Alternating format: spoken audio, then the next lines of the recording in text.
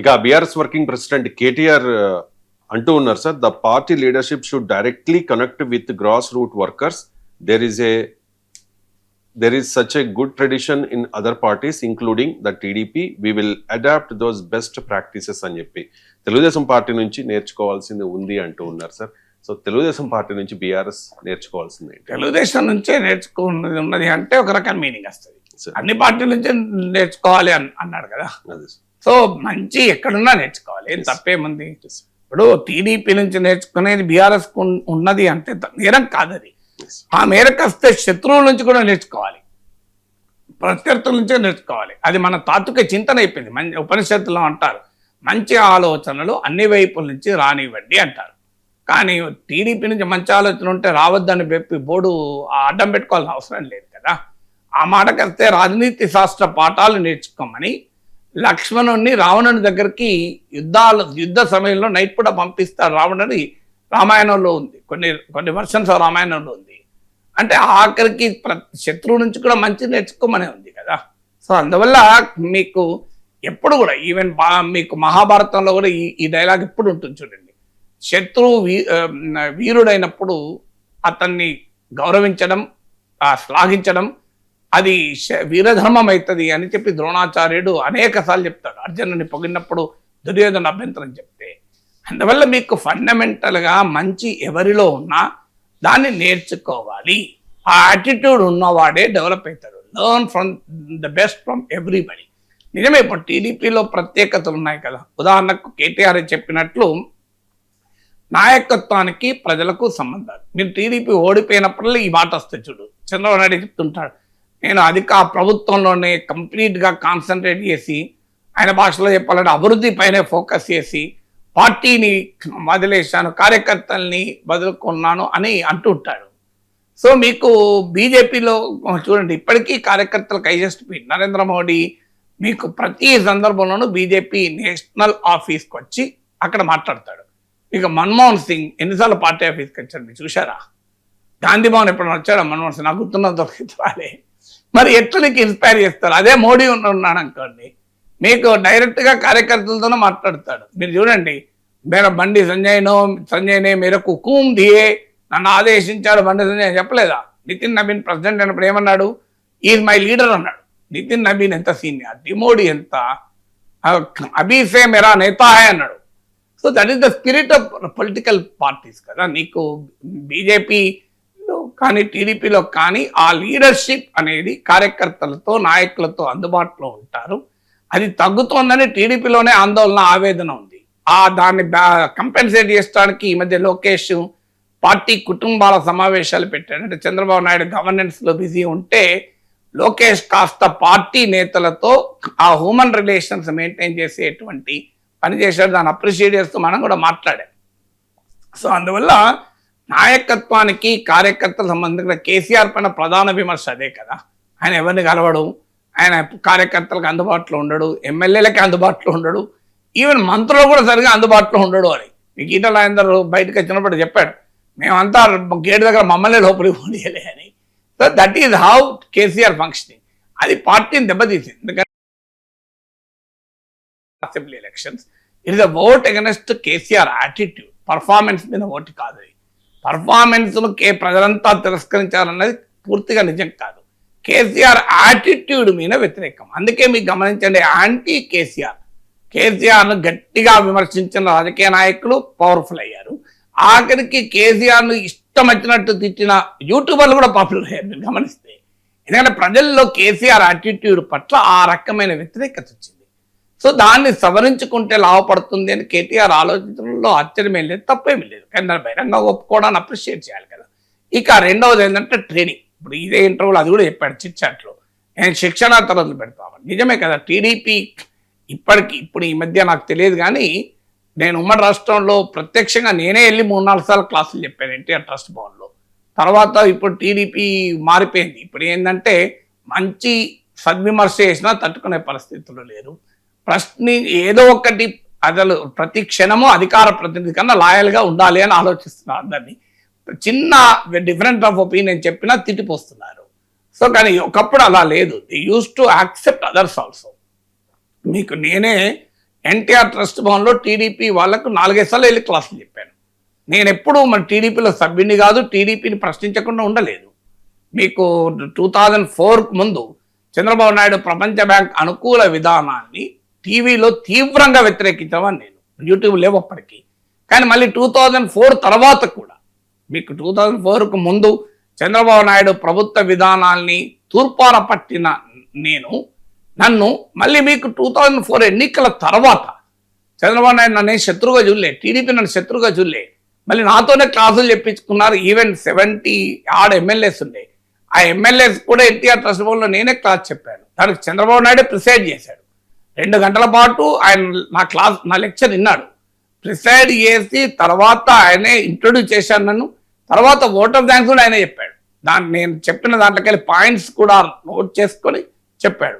This was earlier TDP. ఇప్పుడు unfortunately ఎందుకో మరి ఆంధ్రప్రదేశ్గా విడిపోయాక పోలరైజ్ పాలిటిక్స్లో స్వభావం మారింది. ఒకప్పుడు TDP was ready to learn, ఎవరి నుంచైనా నేర్చుకోవాలి మనం అనే తపన ఉండే టీడీపీలో.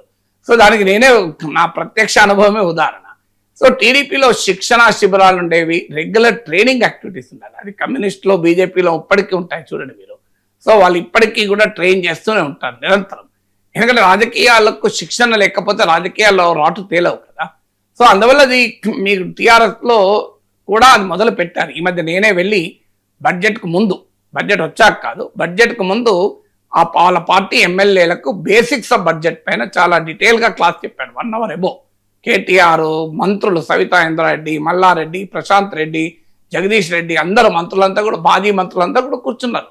నాకు సర్ప్రైజ్ అయింది, ఇంతమంది మాజీ మంత్రులు డిసిప్లిన్గా క్లాసులు, ఇంక్లూడింగ్ కేటీఆర్. స్టేజ్ మీద కేటీఆర్ కూడా లేడు, క్లాసులే ఉన్నాడు స్టూడెంట్ లాగా. సో ఇంక్లూడింగ్ కేటీఆర్ స్టూడెంట్ లాగా కూర్చొని విన్నారు. So I really appreciate it కదా, గొప్పతనం కదా అది. వాళ్ళ అందులో ఒక 60 పైగా మంత్రులు, మధుసూదనాచారి స్పీకర్గా పనిచేసిన వాళ్ళు, వీళ్ళంతా కూర్చొని ఉన్న తలసాని శ్రీనివాస్ యాదవ్. సో మంత్రులుగా చేసిన వాళ్ళు కూర్చొని వినడం అంటే మామూలు విషయం కాదు కదా. సో అలా మరి వాళ్ళు ఆ ట్రైనింగ్ ఉపయోగపడుతుందని. అఫ్కోర్స్ నేను మాట్లాడింది ఓన్లీ, ఎవరన్నా మళ్ళీ ఇక్కడ ఇంటర్ప్రిటేషన్ తీయచ్చు, నేను మాట్లాడింది బడ్జెట్లోని టెక్నికాలిటీస్ గురించి. తర్వాత పొలిటికల్గా ఆఫ్టర్ లంచ్ హరీష్ రావు మాట్లాడాడు. సో అందువల్ల మీకు ఈ ట్రెండ్ మీకు మంచి ట్రెండే కదా, ఎవరైనా నేర్చుకోవాల్సిన ట్రెండ్ కదా. సో ఖచ్చితంగా టీఆర్ఎస్ అది నేర్చుకుంటోంది. శిక్షణా తరగతులు అంటే ఇంపార్టెంట్ కదా. ఈవెన్ కాంగ్రెస్ పార్టీ కూడా నేర్చుకుంటాం. మీకు ఎలా హోటల్లో కాంగ్రెస్ ఎమ్మెల్యేలు సమావేశమైనప్పటికీ ఇంకా సీఎం డిసైడ్ కాలే, నేనే వెళ్ళి వాళ్ళకి లెజిస్లేటివ్ ప్రొసీజర్స్ పైన క్లాస్ చెప్పాను. కాంగ్రెస్ ఎమ్మెల్యేలకు, బీఆర్ఎస్ ఎమ్మెల్యేలకు ఇద్దరికి చెప్పింది నేనే. తెలంగాణలో ప్రస్తుతం ఉన్న కాంగ్రెస్ ఎమ్మెల్యేలు, బీఆర్ఎస్ ఎమ్మెల్యేలు ఇద్దరికి కూడా నేను క్లాసులు చెప్పాను. మీలాంటి వాళ్ళు అడగచ్చు, మన బీజేపీ ఎమ్మెల్యేలు చెప్పాలంటే వాళ్ళు పిలిస్తే చెప్తా, వాళ్ళు పిలవకపోతే నేనే వెళ్ళి చెప్పలేను కదా. సో ఎవరికైనా చెప్తాం, మాకే అభ్యంతరం లేదు. అంటే అలా ట్రైనింగ్ క్లాసులు నేర్చుకోవడం రెండవది. మూడవది, పార్టీ మేము చూసేవాళ్ళం కౌన్సిల్లో. ఎందుకంటే మేము కూడా అధికార పక్షం కాదు కనుక మా సీట్లు కూడా ప్రతిపక్షంతోనే ఉండేవి. సో నా పక్క సీటే రేవంత్ రెడ్డిది, ముందు మీ చిన్నరాజప్ప, అటు మీకు అందరు టీడీపీ నాయకులు అందరూ ఉండేవారు. సో వాళ్ళందరూ కూడా ఇట్లా నోట్స్ పట్టుకొని వచ్చేవాళ్ళు, మాట్లాడేవాళ్ళు. సో నోట్స్ పట్టుకొని వచ్చేవాళ్ళు, ఎక్కడిదంటే మా పార్టీ ఆఫీస్ నుంచి వచ్చింది నోట్స్ అని. సో వాళ్ళకు సబ్జెక్ట్ మీద లైబ్రరీ ఉండేది, వండర్ఫుల్ లైబ్రరీ ఉండేది టీడీపీ ఆఫీస్లో. ఉందో లేదో నాకు తెలియదు. సో మంచి లైబ్రరీ. ఆ రోజుల్లో ఐటీ లేనప్పుడు కూడా మంచి ఇన్ఫర్మేషన్ సపోర్టు. ఒక టాపిక్ మీద మాట్లాడాలంటే కంప్లీట్ డీటెయిల్డ్గా summary note, executive summary note, మళ్ళీ వివరాలు ఒక కట్టొచ్చేది. సో అది చూసి కాంగ్రెస్ వాళ్ళు ఈర్షపడేవాళ్ళు, మా పార్టీలో ఇట్లాంటిది లేదా, చూడండి వాళ్ళు మమ్మల్ని ఉత్కారించడానికి ఎంత బ్రహ్మాండమైన మెటీరియల్ వస్తుందని. వారికి కాస్త సంతగా కూడా అధ్యయనం చేసే అలవాటు ఉన్న వాళ్ళు అది కూడా కలుపుకొని బ్రహ్మాండంగా మాట్లాడేవాళ్ళు. అందుకే మీరు గమనించండి, ప్రతిపక్షంలో ఉన్నప్పుడు కాంగ్రెస్ పార్టీ కన్నా ప్రతిపక్షంలో టీడీపీ పనిచేసే విధానం చాలా డిఫరెంట్గా ఉంటుంది. ఈవెన్ ప్రతిపక్షంలో ఉన్న వైసీపీ కూడా టీడీపీతో పోటీ పడలేదు, ఎందుకంటే టీడీపీ వెరీ ఎఫెక్ట్గా పనిచేస్తుంది.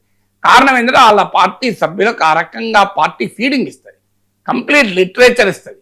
సో లైబ్రరీ సపోర్ట్, ఆల్ మీకు మీడియాను మానిటర్ చేస్తారు. ఇదంతా I was a witness to it. So ఇది కేటీఆర్ కూడా తెలుసు కదా, అందరూ తెలుసు కదా ఇది. So that is the third factor మీకు. అంటే తమ పార్టీ ఎమ్మెల్యేలను ట్రైన్ చేయడము, ఆ ఎమ్మెల్యేలకు తర్ఫీదు ఇవ్వడము, వాళ్ళ ఎమ్మెల్యేలు సమర్థవంతంగా ప్రభుత్వాన్ని ఎదుర్కోవటానికి పెట్టడము, ఎక్స్పర్ట్స్ని ఇన్వాల్వ్ చేసి సమాచారాన్ని సేకరించడము. పార్టీ మీకు ఎన్టీ రామారావు పార్టీ పెట్టినప్పుడే మీకు గుర్తుండి ఉంటుంది, గండిపేటలో పార్టీ స్కూల్ పెట్టారు. ప్రొఫెసర్ FD వకీల్ అని నాకు PhD సూపర్వైజరు, అతను ఇవాళ incharge of the school. So గండిపేటలో మీకు, సో అందువల్ల మీకు అప్పటి నుంచి ఈ శిక్షణ శిబిరం ఉంది. సో మీరు ఆ ఫస్ట్ గండిపేట ట్రైనింగ్ కాలేజీలో ట్రైన్ అయిన వాళ్ళు చాలా మంది రాజకీయాల్లో కూడా ఎదిగారు.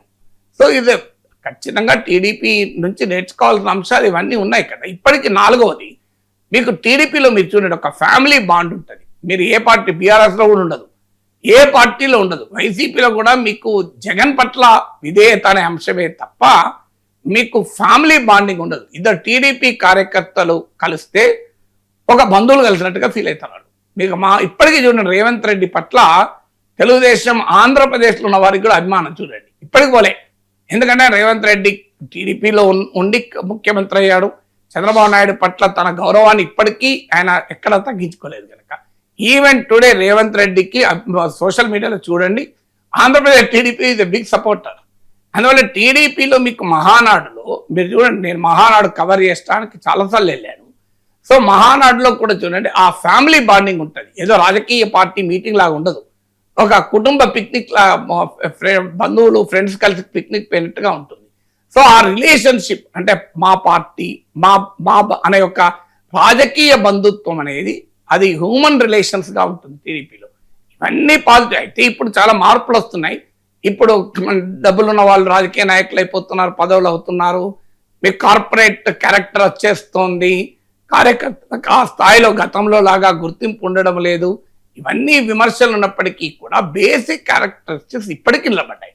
సో అందుకే కదా టీడీపీ ఇన్ని ఆటుపోట్లు ఎదుర్కొన్నా మీకు 10 ఏళ్ల పాటు మీకు ప్రతిపక్షంలో ఉన్నప్పుడు అటు రాజశేఖర రెడ్డి సానుభూతి వెల్లువ, తెలంగాణ ఉద్యమ దాడి ఎదుర్కొన్నా కూడా టీడీపీ నిలబడి మళ్ళీ అధికారంలోకి రాగలుగుతుందంటే కారణం ఈ లక్షణాలు ఉండడం వల్లే. సో ఆ లక్షణాలని వేరే పార్టీలు నేర్చుకుంటే తప్పే ఉన్నది. అదే సమయంలో టీడీపీ కూడా నేర్చుకునేట్టు ఉంటాయి, ఇతర పార్టీల నుంచి నేర్చుకోవాలి. ఇప్పుడు బీజేపీ నుంచి నేర్చుకోవాలి. బీజేపీ చూడండి, తమను విమర్శించే వారిని కూడా ఈ ఇష్టం వచ్చినట్టు టీడీపీ వాళ్ళు అటాక్ చేయరు. నేను బీజేపీని విమర్శించినట్టుగా బహుశా ఏ పార్టీని విమర్శించలేదు. ఎందుకంటే ఈ 11 ఏళ్ళు వాళ్ళే అధికారంలో ఉన్నారు.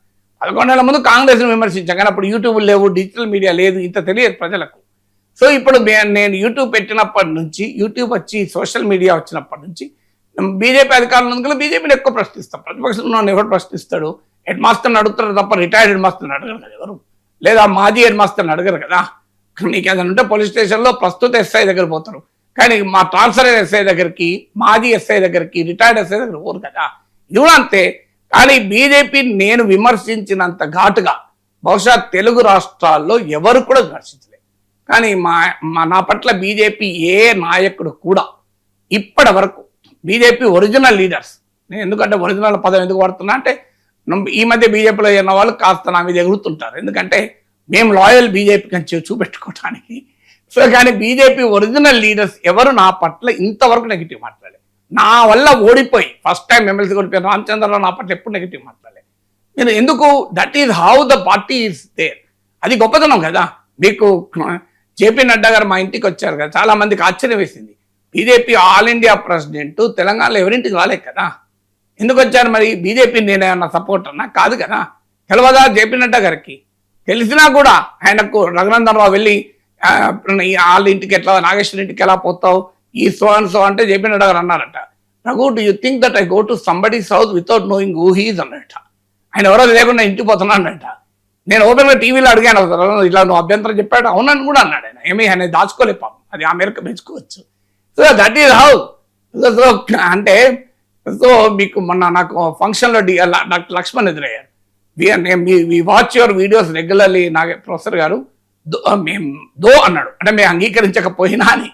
So that is the beauty of leadership, political leadership. Unfortunately టీడీపీలో ఇప్పుడు అది పోయింది. మేము ప్రత్యేక హోదా అడుగుతా నన్ను బుద్ధులు ఇస్తున్నాను, నాకు అర్థం కాని అవసరం అది. సో లేని నేను మావిగన్ను సమర్థిస్తూ వ్యాసాలు రాశానని, నేను ఒక్కరోజు ఒక వ్యాసం రాయాలి, ఇక్కడే కూర్చొని మాట్లాడాను మావిగన్ను విమర్శిస్తూ. సో ఇలా ఇప్పుడు ఈ మధ్య మారిపోయింది, కానీ ఒకప్పుడు ఇది లేకుండే. అందువల్ల రాజకీయ పార్టీల్లో టీడీపీ కూడా బీజేపీ నుంచి నేర్చుకోవాల్సింది చెప్పాను కదా. సో అన్ని పార్టీలు అన్ని పార్టీల నుంచి నేర్చుకోవాలి. Best practices should be learn from everybody and everywhere. Right sir, thank you so much sir.